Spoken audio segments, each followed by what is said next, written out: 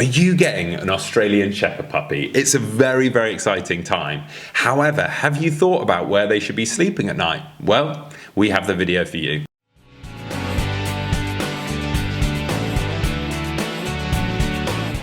Welcome back to the Fenrir Australian Shepherd Show. My name's Joe and I'm a certified canine leader here at FenrirK9Leaders.com. We are dedicated to helping you learn everything you could possibly want to know about the Australian Shepherd and then how to become a high-level canine leader so you can raise your very own. So if you're new here, don't forget to subscribe and turn on that notification bell so you never miss a future upload. Having an Australian Shepherd puppy come into your house is a really, really exciting and fun time. However, something you should definitely think about is where they're going to be sleeping. So today we're going to be tuning into a webinar that canine behaviorist and founder of FenrirK9Leaders.com, Will, has recorded all about where your puppy should sleep at night. So over to you, Will.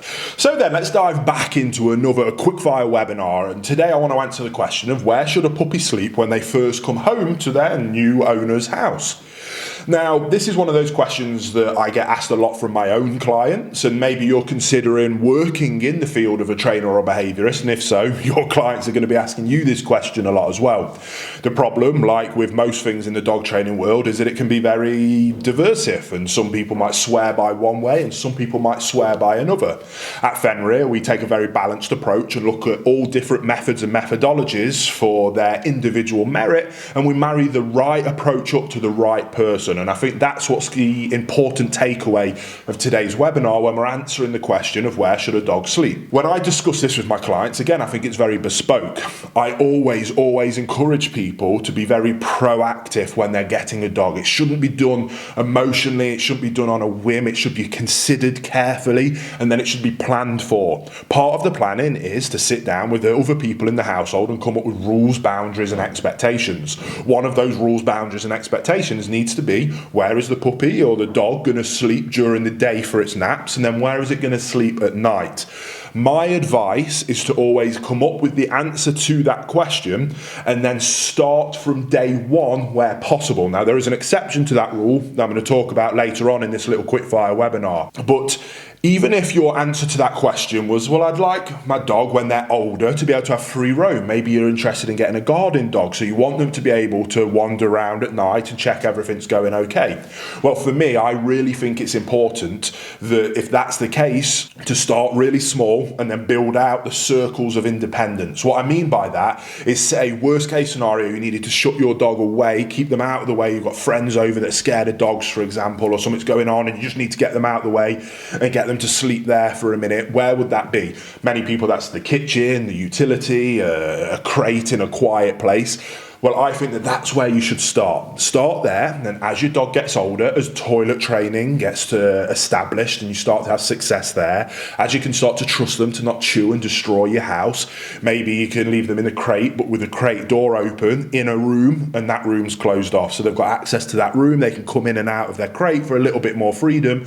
You can test that. If that goes well, then maybe they can have the hallway. Then maybe they can have the hallway and the living room. Maybe they can then have all of downstairs. And then after so many months, so as that trust builds, you start small and then slowly you build it up. But if anything ever happens, worst case scenario, it then becomes much easier to pull that back. If you start really wide, it's then incredibly challenging to be able to get that into a smaller area for whatever reason. Most people think, well, I'll never need to go down to a smaller area. I promise you, there may be times when you need to. The main one is if your dog ever becomes ill or poorly and they have to go to a vet where they have an overnight stay. They will be put in a crate or a cage or a small kennel whilst they're there. A dog that is comfortable in being in a small confined area will find that trip much more bearable and much more pleasant than a dog that isn't used to it, hasn't had any of that in its life, will then become much more emotional, and it become a very, very negative scenario where hopefully if they need to go in for an operation, you can make it as pleasant as possible.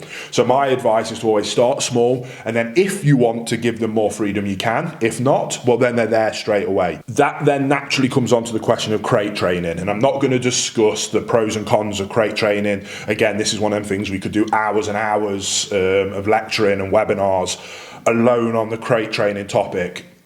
to give you a very, very quick summary, I think they're fantastic, and I think every dog owner should crate train their dogs.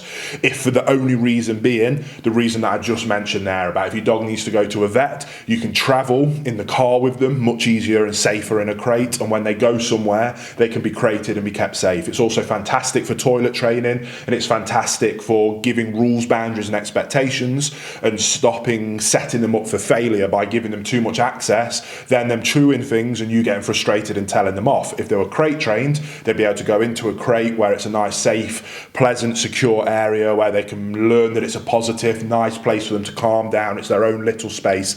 Crates are amazing. So my advice, again, best case scenario is that a dog should sleep in a crate at night. That's the small circle.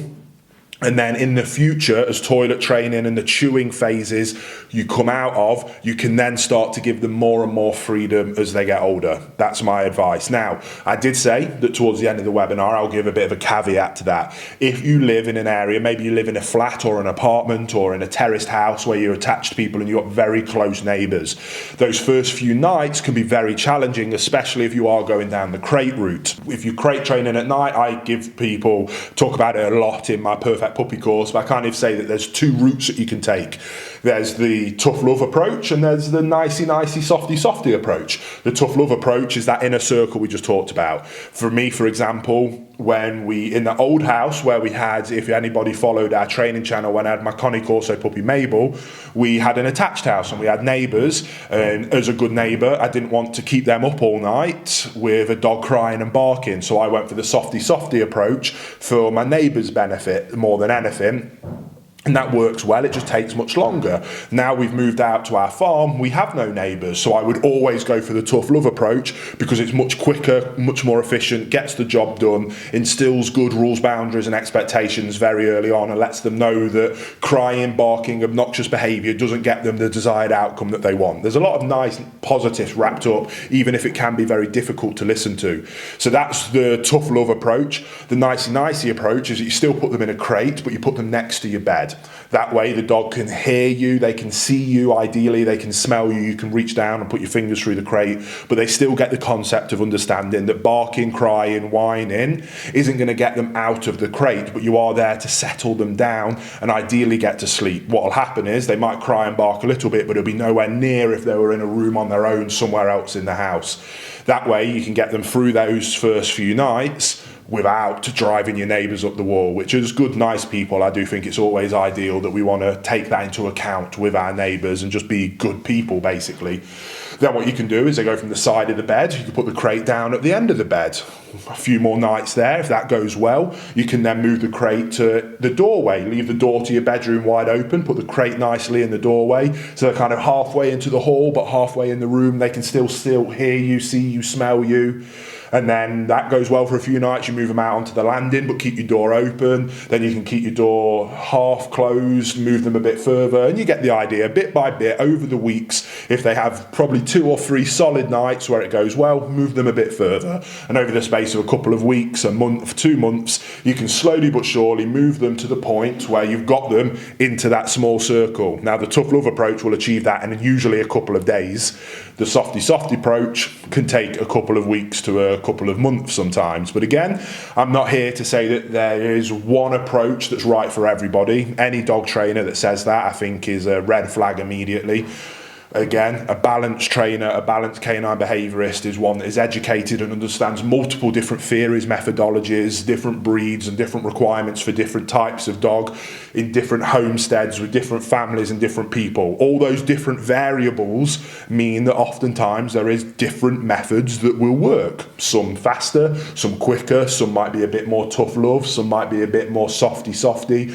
But the right people with the right dog, all built off that principle of calm, consistent leadership, you will get through those first few nights. And it is always the thing that people find most challenging. They're so excited to get a new puppy, this bundle of cuteness, and they bring it home and they've had it all day on that first day, and you've done a bit of training and you've had a bit of success and toilet training's going well, and then night time comes.